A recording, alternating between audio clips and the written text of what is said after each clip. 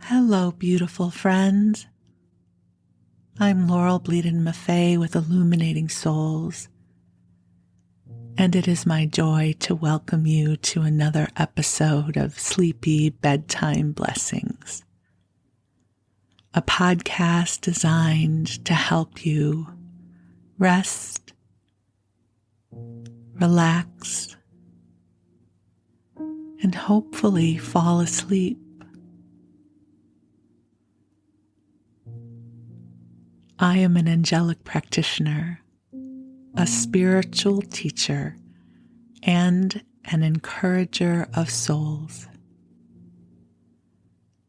During the daytime hours, I love getting to help you connect with your angels and deepen into your mystical and magical gifts. And I do this through angel sessions, soul mentoring, in a variety of classes. You can learn more about my work at illuminatingsouls.com and also find me on Facebook at Illuminating Souls. But in this moment, I am here to bring forward the love of the angels and to read you a bedtime story. And my hope is the combination of the two will help to bring you an infusion of comfort and love, and this will help lull you to sleep. So I invite you to take a deep breath in and out.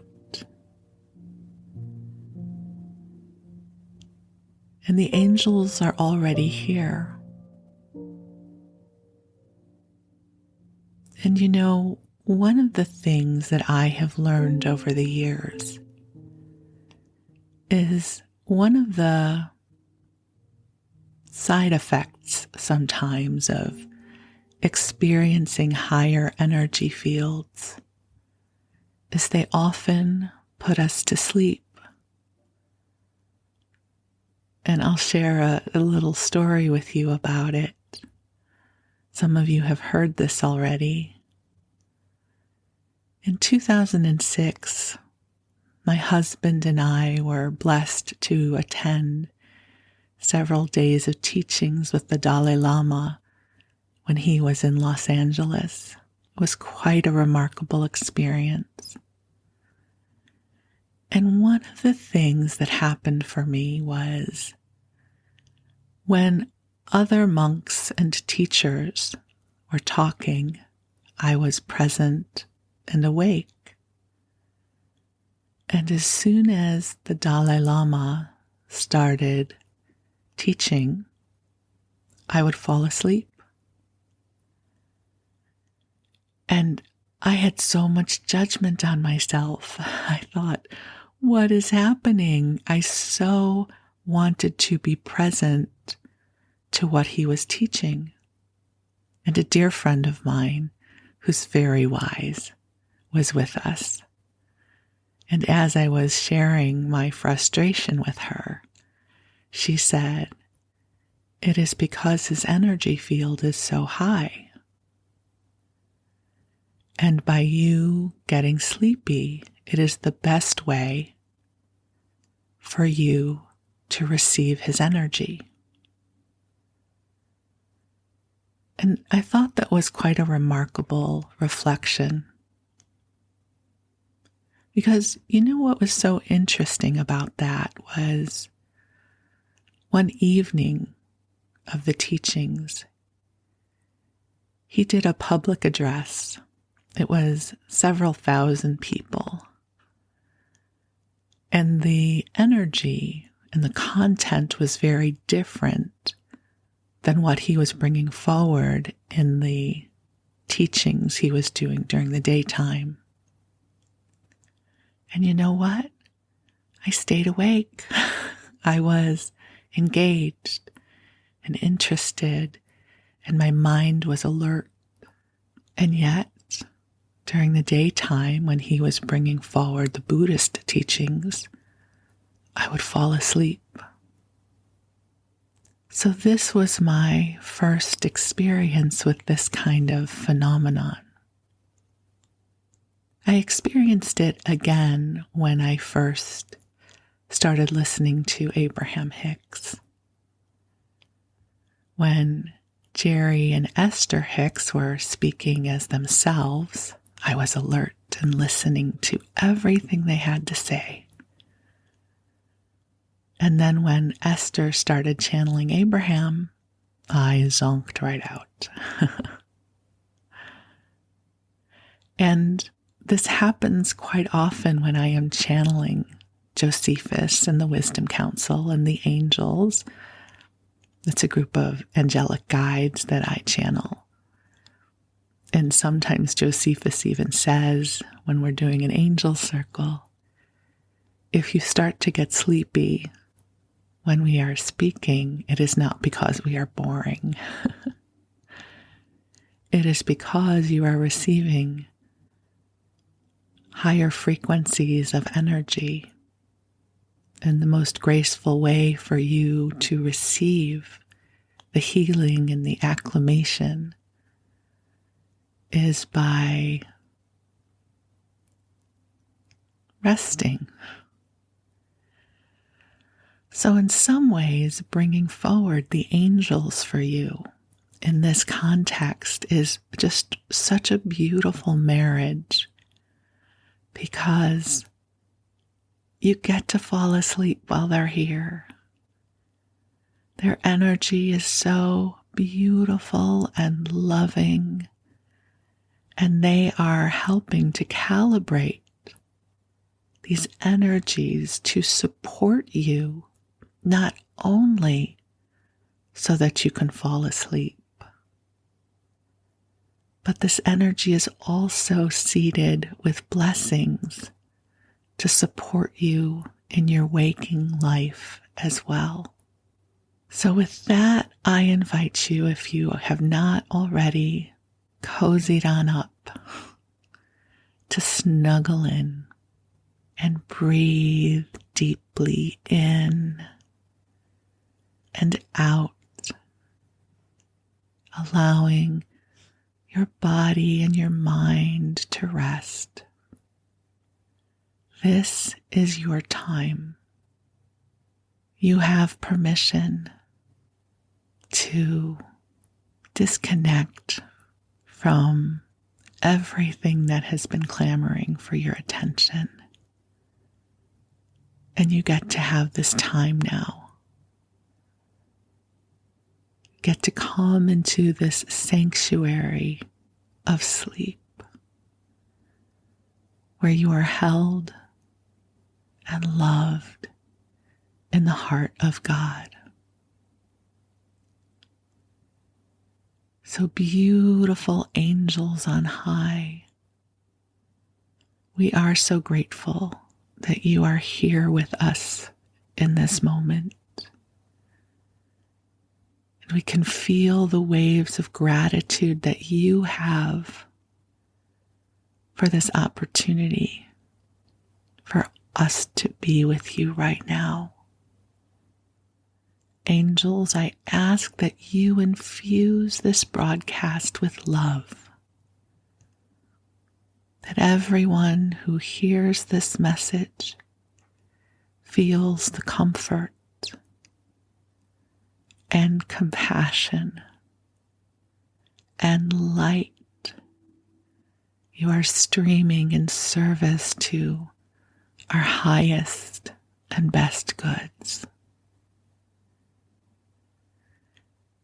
Angels, we ask that you lift anything that feels like a burden, because what feels heavy to us likely feels as light as a feather to you. Please help bring solutions of grace and ease forward to whatever we are seeking to create. Angels, we ask that you bring forward blessings that help each one of us remember who we are in the true brightness of our spirit. May our paths be paved with blessings. May we find heart-centered community with people who feel like home. May our souls feel inspired by the beauty of our lives. And if for any reason we are not feeling that right now, we ask that you seed this into the days and weeks and months ahead. My dear ones, the angels are with you now, and they are bringing forward soothing and loving energy to help you rest and replenish. So allow your breath to grow deep and allow your body to relax. And your angels are watching over you. You are a beautiful blessing in this world, and we are so grateful for the gift of you. And now, while you drift off, I'm going to read you a story. And tonight, we return to the second installment of Little Women by Louisa May Alcott. And I was guided to read this book because the first 2 chapters are about their Christmas experience. And as I record this and as this episode is released, we are in the Christmas week. So at this part of the story, the March sisters and their friends, they have gathered together, and it is Christmas night. And the women, the little women, are putting on a play for their friends. There's quite a lot of narrative and description of their play, but I'm going to skip ahead to more of the narrative of the story, and here is where we will begin. So this is the part where Hannah, who helps in their home, appears and invites all the ladies assembled to walk down to supper. This was a surprise even to the actors, and when they saw the table, they looked at one another in rapturous amazement. It was like Marmee to get up a little treat for them, but anything so fine as this was unheard of since the departed days of plenty. There was ice cream, actually 2 dishes of it, pink and white, and cake and fruit and distracting French bonbons. And in the middle of the table, 4 great bouquets of hothouse flowers. It quite took their breath away, and they stared first at the table and then at their mother, who looked as if she enjoyed it immensely. "Is it fairies?" asked Amy. "Santa Claus," said Beth. Mother did it, and Meg smiled her sweetest in spite of her gray beard and white eyebrows. Aunt March had a good fit and sent the supper, cried Joe with a sudden inspiration. All wrong. Old Mr. Lawrence sent it, replied Mrs. March. The Lawrence boy's grandfather? What in the world would put such a thing into his head? We don't know him, exclaimed Meg. Hannah told one of his servants about your breakfast party. He is an odd old gentleman, but that pleased him. He knew my father years ago and sent me a polite note this afternoon saying he hoped I would allow him to express his friendly feeling toward my children by sending them a few trifles in honor of the day. I could not refuse, and so you have a little feast at night to make up for the bread and milk breakfast. That boy put it into his head. I know he did. He's a capital fellow, and I wish we could get acquainted. He looks as if he'd like to know us, but he's bashful. And Meg is so prim, she won't let me speak to him when we pass, said Joe, as the plates went around, and the ice began to melt out of sight with ohs and ahs of satisfaction. You mean the people who live in the big house next door, don't you? Asked one of the girls. My mother knows old Mr. Lawrence, but says he's very proud and doesn't like to mix with his neighbors. He keeps his grandson shut up when he isn't riding or walking with his tutor and makes him study very hard. We invited him to our party, but he didn't come. Mother says he's very nice, though he never speaks to us girls. Our cat ran away once, and he brought her back, and we talked over the fence, and were getting on capitally all about cricket and so on, when he saw Meg coming and walked off. I mean to know him some day, for he needs fun. I'm sure he does, said Joe decidedly. I like his manners, and he looks like a little gentleman, so I've no objection to your knowing him if a proper opportunity comes. He brought the flowers himself, and I should have asked him in if I had been more sure of what was going on upstairs. He looked so wistful as he went away, hearing the frolic and evidently having none of his own. It's a mercy you didn't, Mother, laughed Joe, looking at her boots. But we'll have another play sometime that he can see. Perhaps he'll help act. Wouldn't that be jolly? I've never had such a fine bouquet before. How pretty it is. And Meg examined her flowers with great interest. They are lovely, but Beth's roses are much sweeter to me, said Mrs. March, smelling the half-dead posy in her belt.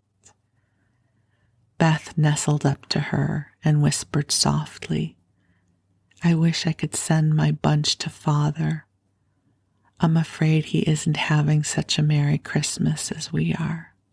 Chapter 3, The Lawrence Boy. Joe, Joe, where are you? Cried Meg at the foot of the garret stairs. Here, answered a husky voice from above, and running up, Meg found her sister eating apples and crying over the heir of Redcliffe wrapped up in a comforter on an old three-legged sofa by the sunny window. This was Joe's favorite refuge, and here she loved to retire with a half a dozen russets and a nice book to enjoy the quiet and the society of a pet rat who lived nearby and didn't mind her a particle. As men appeared, Scrabble whisked into his hole. Joe shook the tears off her cheeks and waited to hear the news. Such fun, only see. A regular note of invitation from Mrs. Gardiner for tomorrow night, cried Meg, waving the precious paper and then proceeding to read it with a girlish delight. Mrs. Gardiner would be happy to see Miss March and Miss Josephine at a little dance on New Year's Eve. Marmee is willing we should go. Now what shall we wear? What's the use of asking that when you know we shall wear our poplins because we haven't got anything else, answered Jo with her mouth full. If only I had a silk, sighed Meg. Mother says I may when I'm 18 perhaps, but 2 years is an everlasting time to wait. I'm sure our pops look like silk, and they are nice enough for us. Yours is as good as new, but I forgot the burn and the tear in mine. Whatever shall I do? The burn shows badly, and I can't take any out. You must sit still all you can and keep your back out of sight. The front is all right. I shall have a new ribbon for my hair, and Marmee will lend me her little pearl pin, and my new slippers are lovely, and my gloves will do, though they aren't as nice as I'd like.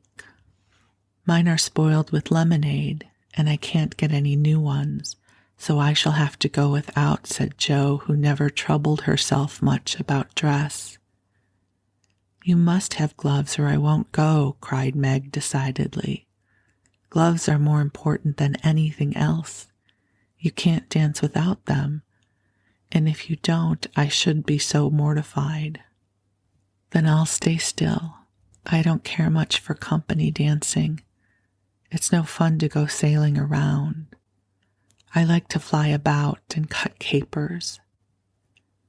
You can't ask Mother for new ones. They are so expensive, and you are so careless. She said when you spoiled the others that she shouldn't get you any more this winter. Can you make them do? I can hold them crumpled up in my hand so no one will know how stained they are. That's all I can do. No, I'll tell you how we can manage. Each wear one good one and carry a bad one. Don't you see?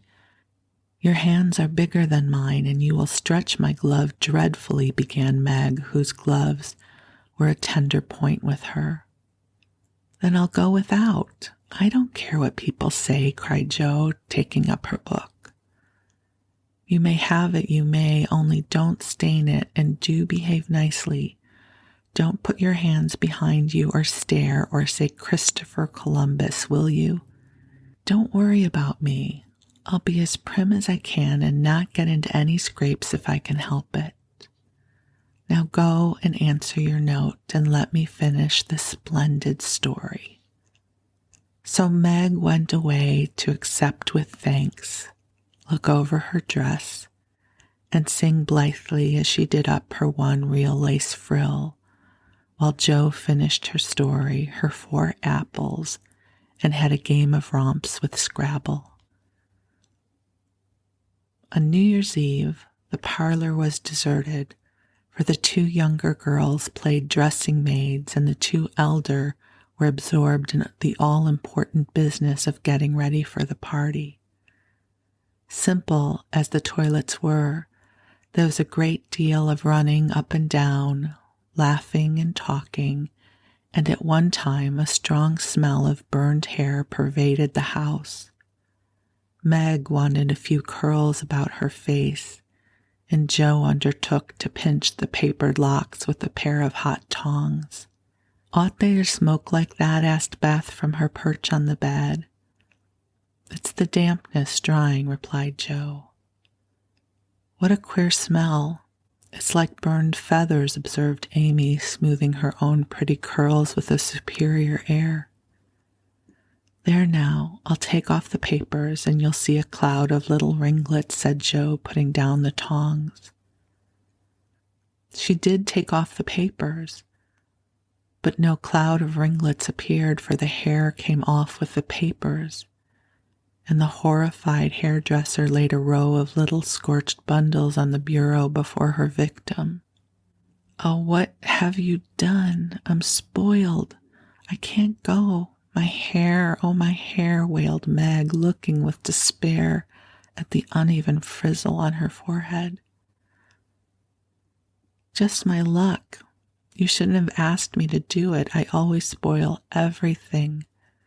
I'm so sorry, but the tongs were too hot, and so I've made a mess, groaned poor Joe, regarding the little black pancakes with tears of regret. It isn't spoiled, just frizzle it and tie your ribbon so the ends come back on your forehead a bit, and it will look like the latest fashion. I've seen so many girls do it so, said Amy consolingly. Serves me right for trying to be fine. I wish I'd let my hair alone, cried Meg petulantly. So do I. It was so smooth and pretty. But it will soon grow out again, said Beth, coming to kiss and comfort the shorn sheep. After various lesser mishaps, Meg was finished at last, and by the united exertions of the entire family, Joe's hair was got up and her dress on. They looked very well in their simple suits, Meg's in silver drab, with a blue velvet snood, lace frills, and the pearl pin. Joe in maroon, with a stiff, gentlemanly linen collar and a white chrysanthemum or two for her only ornament. Each put on one nice light glove and carried one soiled one, and all pronounced the effect quite easy and fine. Meg's high-heeled slippers were very tight and hurt her, though she would not own it, and Joe's 19 hairpins all seemed stuck straight into her head, which was not exactly comfortable, but dear me, let us be elegant or die. Have a good time, dearies, said Mrs. March, as the sisters went daintily down the walk. Don't eat much supper, and come away at 11 when I send Hannah for you. As the gate clashed behind them, a voice cried from a window, Girls, girls, have you both got nice pocket handkerchiefs? Yes, yes, spandy nice, and Meg has cologne on hers, cried Joe, adding with a laugh as they went on, I do believe Marmee would ask that if we were all running away from an earthquake. It's one of her aristocratic tastes and quite proper, for a real lady is always known by neat boots, gloves, and handkerchief, replied Meg, who had a good many little aristocratic tastes of her own. Now don't forget to keep the bad breath out of sight, Joe. Is my sash right, and does my hair look very bad? Said Meg as she turned from the glass in Mrs. Gardiner's dressing room. I know I shall forget. If you see me do anything wrong, just remind me by a wink, will you? Returned Joe, giving her collar a twitch and her head a hasty brush. No, winking isn't ladylike. I'll lift my eyebrows if anything is wrong, and nod at you if you are all right. Now hold your shoulders straight and take short steps, and don't shake hands if you are introduced to anyone. It isn't the thing. How do you learn all the proper ways? I never can. Isn't that music lovely?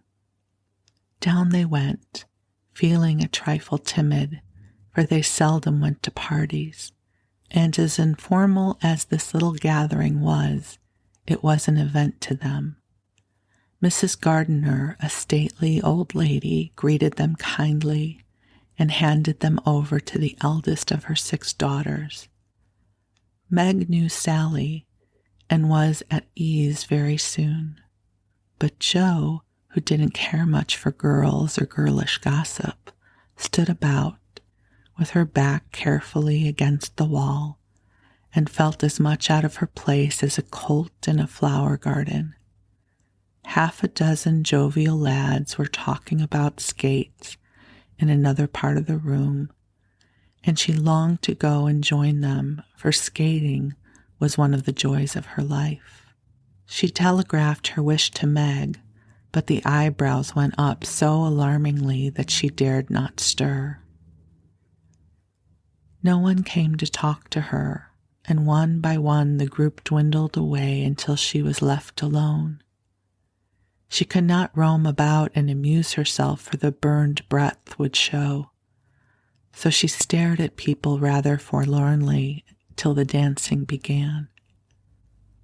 Meg was asked at once, and the tight slippers tripped about so briskly that none would have guessed the pain their wearer suffered smilingly. Jo saw a big red-headed youth approaching her corner and feared he meant to engage her. She slipped into a curtained recess, intending to peep and enjoy herself in peace. Unfortunately, another bashful person had chosen the same refuge, for as the curtain fell behind her, she found herself face to face with the Lawrence boy. "Dear me, I didn't know anyone was here," stammered Jo, preparing to back out as speedily as she had bounced in. But the boy laughed and said pleasantly, though he looked a little startled, "Don't mind me, stay if you like." "Shan't I disturb you?" "Not a bit. I only came here because I don't know many people and felt rather strange at first, you know." "So did I. Don't go away, please, unless you'd rather." The boy sat down again and looked at his pumps till Jo said, trying to be polite and easy, "I think I've had the pleasure of seeing you before. You live near us, don't you?" "Next door." And he looked up and laughed outright, for Jo's prim manner was rather funny when he remembered how they had chatted about cricket when he brought the cat home. That put Jo at her ease, and she laughed too as she said, in her heartiest way, "We did have such a good time over your nice Christmas present. Grandpa sent it. But you put it in his head, didn't you now?" "How is your cat, Miss March?" asked the boy, trying to look sober while his black eyes shone with fun. "Nicely, thank you, Mr. Lawrence. But I am not Miss March. I am only Jo," returned the young lady. "Well, I am not Mr. Lawrence. I am only Laurie." "Laurie Lawrence, what an odd name." "My first name is Theodore, but I don't like it, for the fellows call me Dora, so I made them say Laurie instead. I hate my name too, so sentimental. I wish everyone would say Jo instead of Josephine. How did you make the boys stop calling you Dora?" "I thrashed them." "Well, I can't thrash Aunt March, so I suppose I shall have to bear it." And Jo resigned herself with a sigh. "Don't you like to dance, Miss Jo?" asked Laurie, looking as if he thought the name suited her. "I like it well enough if there's plenty of room and everyone is lively. In a place like this, I'm sure to upset something, tread on people's toes, or do something dreadful, so I keep out of mischief and let Meg sail about. Don't you dance?" "Sometimes. You see, I've been abroad a good many years and haven't been in the company enough yet to know how you do things here." "Abroad?" cried Jo. "Oh, tell me about it. I love dearly to hear people describe their travels." Laurie didn't seem to know where to begin, but Jo's eager questions soon sent him going, and he told her how he had been at school in Vevey, where boys never wore hats and had fleets of boats on the lake, and for holiday fun went on walking trips about Switzerland with their teachers. "Don't I wish I'd been there," cried Jo. "Did you go to Paris?" "Well, we spent last winter there." "Can you talk French?" "We were not allowed to speak anything else at Vevey." "Do say some. I can read it, but I can't pronounce." And then Laurie says something to her in French. "How nicely you do it. Let me see, you said, 'Who is the young lady in the pretty slippers?' Didn't you?" Oui, mademoiselle. It's my sister Margaret, and you knew it was. Do you think she's pretty? Yes, she makes me think of the German girls. She looks so fresh and quiet and dances like a lady. Jo quite glowed with pleasure at this boyish praise of her sister and stored it up to repeat to Meg. Both peeped and criticized and chatted till they felt like old acquaintances. Laurie's bashfulness soon wore off, and Jo's gentlemanly demeanor amused and set him at his ease. And Jo was her merry self again because her dress was forgotten and nobody lifted their eyebrows at her.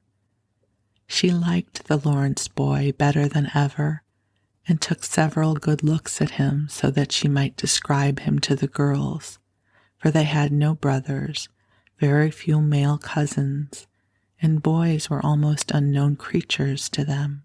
Curly black hair, brown skin, big black eyes, handsome nose, fine teeth, small hands and feet, taller than I am, very polite for a boy, and altogether jolly.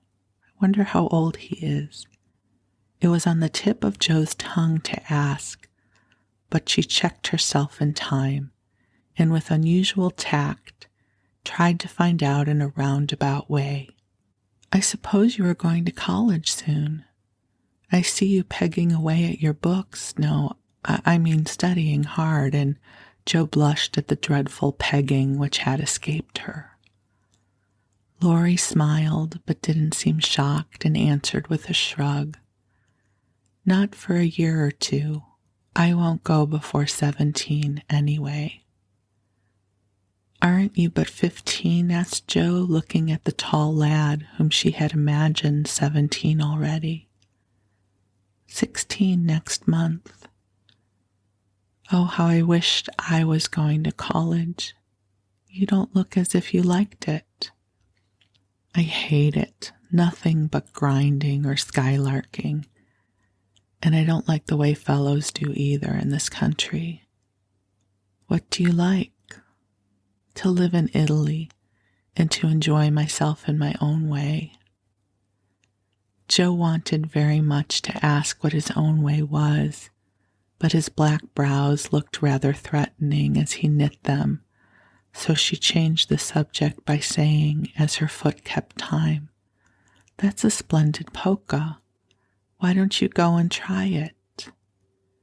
"If you will come too," he answered with a gallant little bow. "I can't, for I told Meg I wouldn't because, and there Jo stopped and looked undecided whether to tell or to laugh. "Because what? You won't tell?" "Never."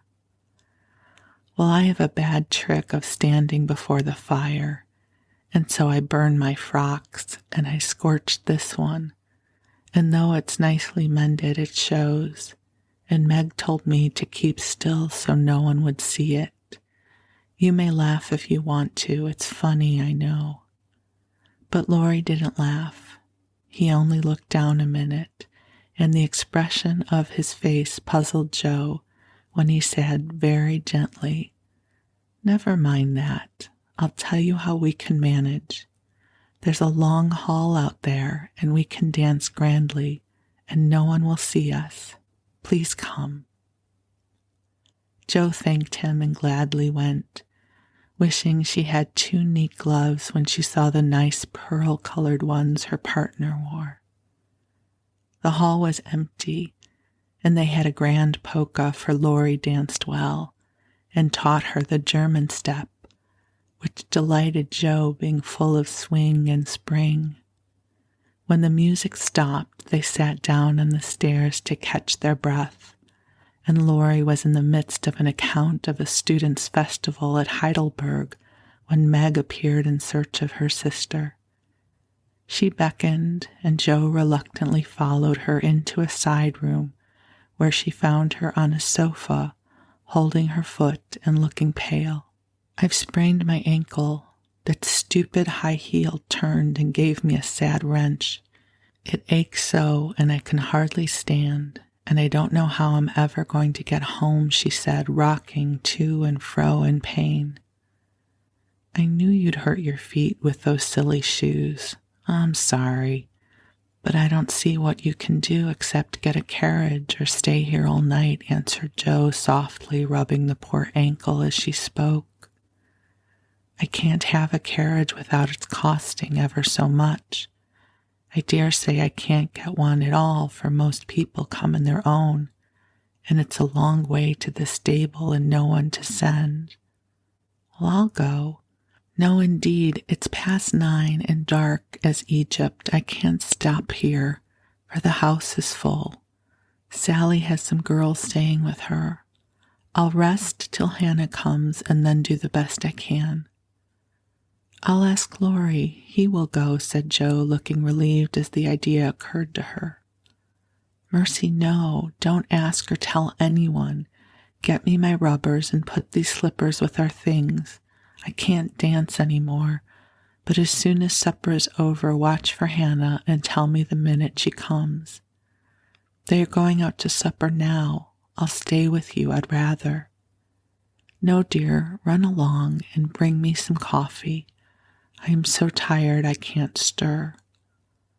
So Meg reclined with rubbers well hidden, and Joe went blundering away to the dining room, which she found after going into a china closet and opening the door of a room where old Mr. Gardiner was taking a little private refreshment.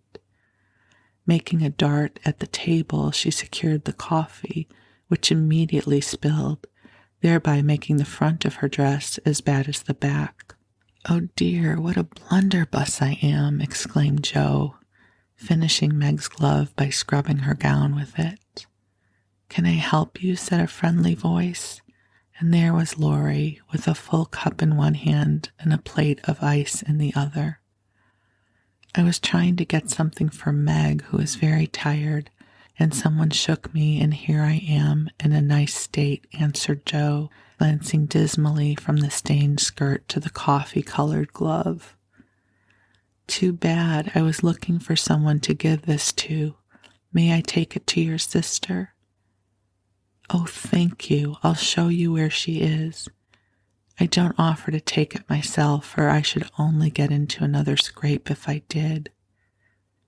Joe led the way, and as if used to waiting on ladies, Laurie drew up a little table, brought a second installment of coffee and ice for Joe, and was so obliging that even particular Meg pronounced him a nice boy.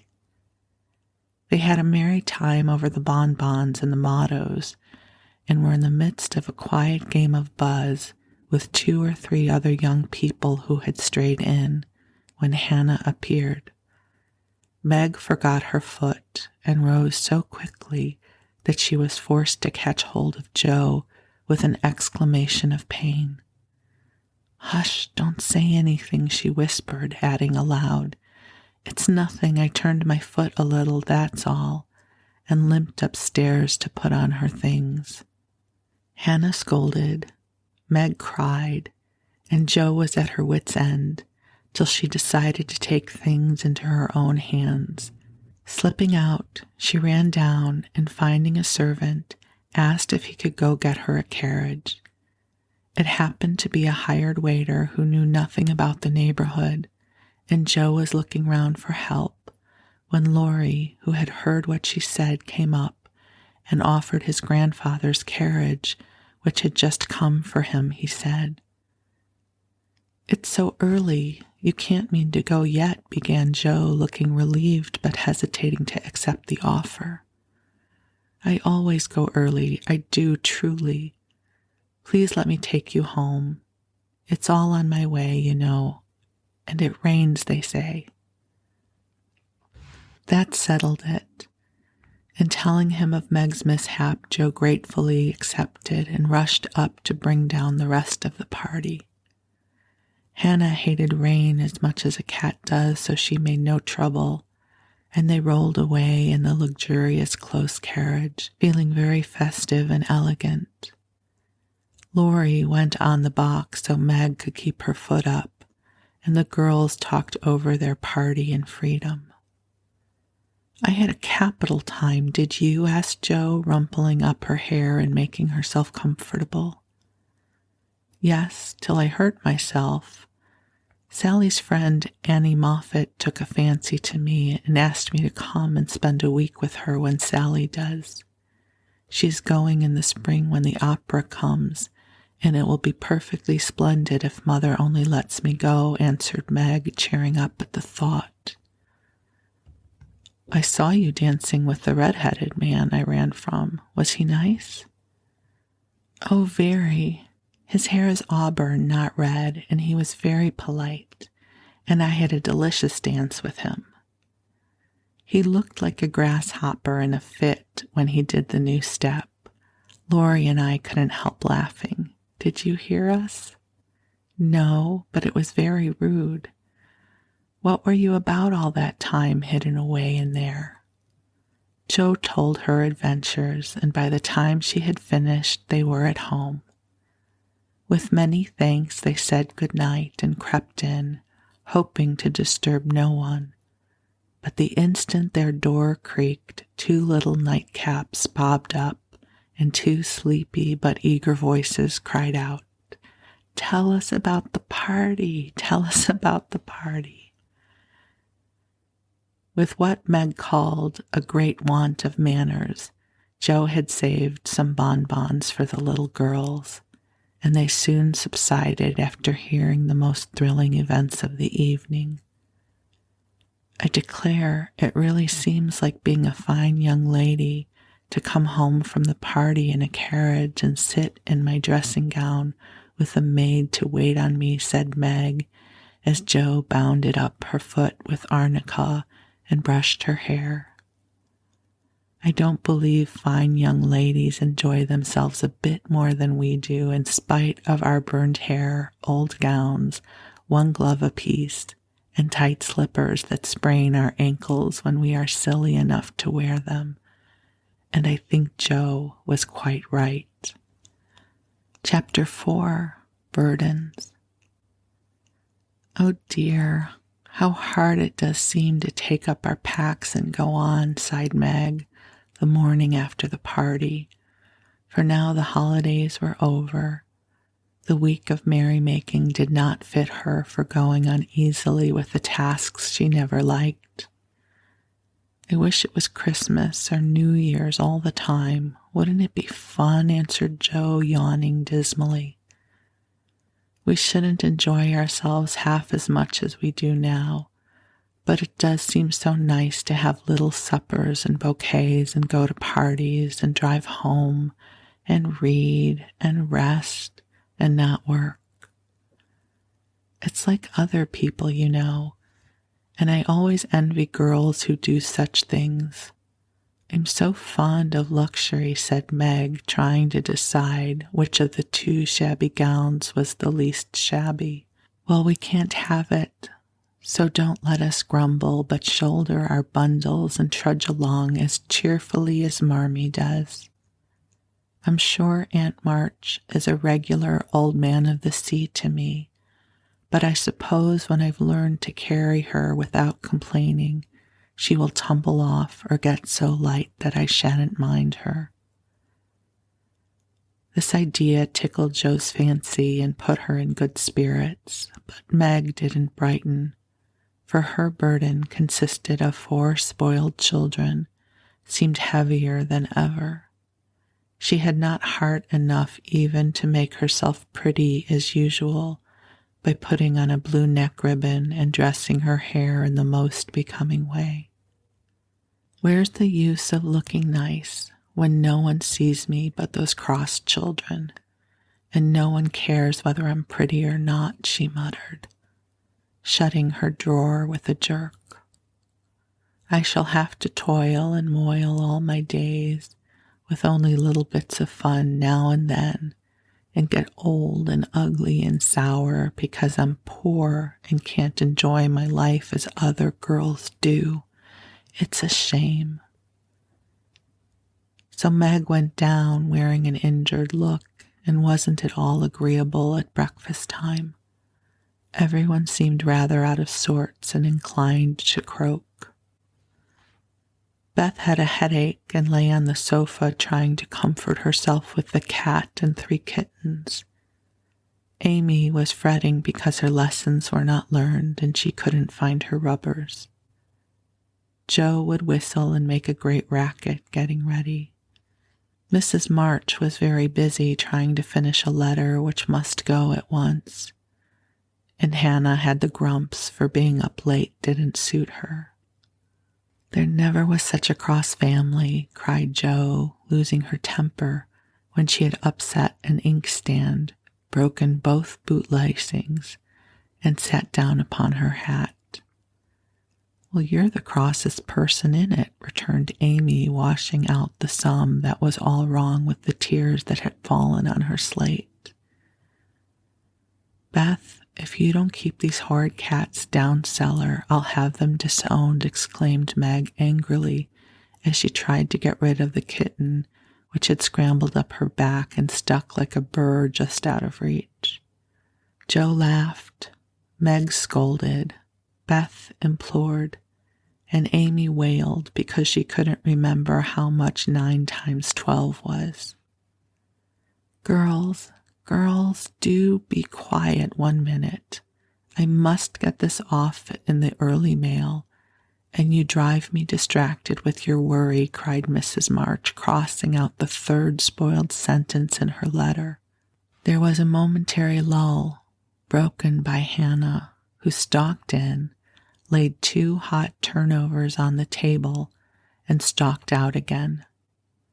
These turnovers were an institution, and the girls called them muffs, for they had no others, and found the hot pies very comforting to their hands on cold mornings.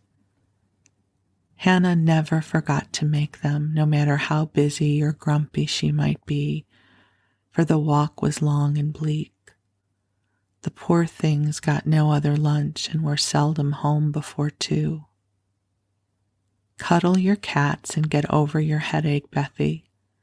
Goodbye, Marmee. We are a set of rascals this morning, but we'll come home regular angels. Now then, Meg. And Joe tramped away, feeling that the pilgrims were not setting out as they ought to do. They always looked back before turning the corner, for their mother was always at the window to nod and smile and wave her hand to them.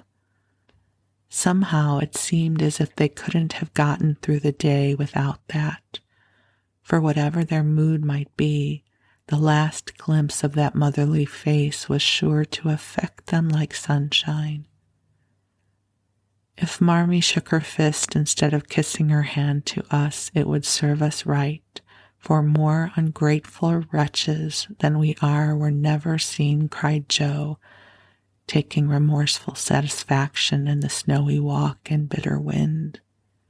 Don't use such dreadful expressions, replied Meg from the depths of the veil in which she had shrouded herself like a nun sick of the world. I like good strong words that mean something, replied Joe, catching her hat as it took a leap off her head, preparatory to flying away altogether. Call yourself any names you like, but I am neither a rascal nor a wretch, and I don't choose to be called so. You're a blighted being and decidedly cross because you can't sit in the lap of luxury all the time. Poor dear, just wait till I make my fortune, and you shall revel in carriages and ice cream and high-heeled slippers and posies and red-headed boys to dance with. How ridiculous you are, Joe, but Meg laughed at the nonsense and felt better in spite of herself. Lucky for you I am, for if I put on crushed airs and tried to be dismal as you do, we should be in a nice state. Thank goodness I can always find something funny to keep me up. Don't croak any more, but come home jolly. There's a dear.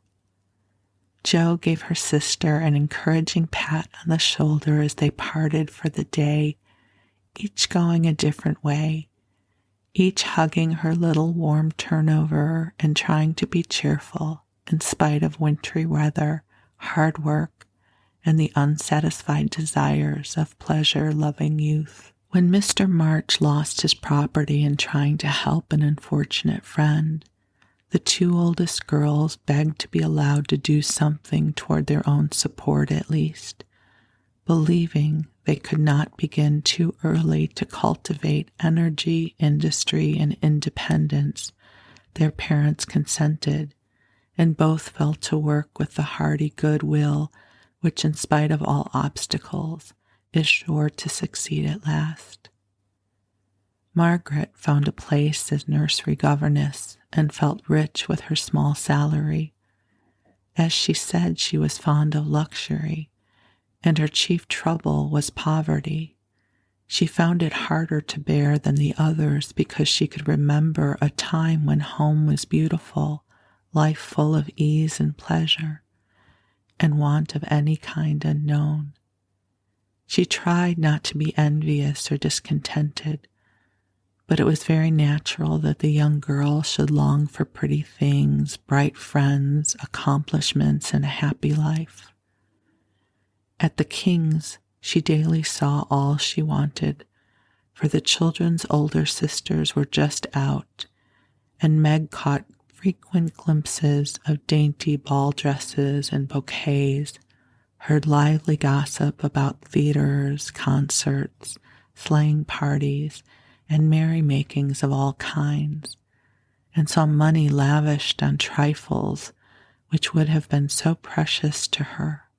Poor Meg seldom complained, but a sense of injustice made her feel bitter toward everyone sometimes, for she had not yet learned to know how rich she was in the blessings which alone can make life happy. Jo happened to suit Aunt March, who was lame and needed an active person to wait upon her. The childless old lady had offered to adopt one of the girls when the troubles came, and was much offended because her offer was declined. Other friends told the Marches that they had lost all chance of being remembered in the rich old lady's will, but the unworldly Marches only said, "We can't give up our girls for a dozen fortunes. Rich or poor, we will keep together and be happy in one another." The old lady wouldn't speak to them for a time, but happening to meet Jo at a friend's, something in her comical face and blunt manners struck the old lady's fancy, and she proposed to take her for a companion. This did not suit Jo at all, but she accepted the place since nothing better appeared, and to everyone's surprise got on remarkably well with her irascible relative. There was an occasional tempest, and once Jo marched home, declaring she couldn't bear it longer, but Aunt March always cleared up quickly and sent for her to come back, and with such urgency that she could not refuse, for in her heart she rather liked the peppery old lady. And with that, my beautiful friends, the angels and I wish you a good rest. Remember, you are loved, and you are a blessing, and we are so deeply grateful for our time with you. Be well, my friends, and we'll meet up again soon.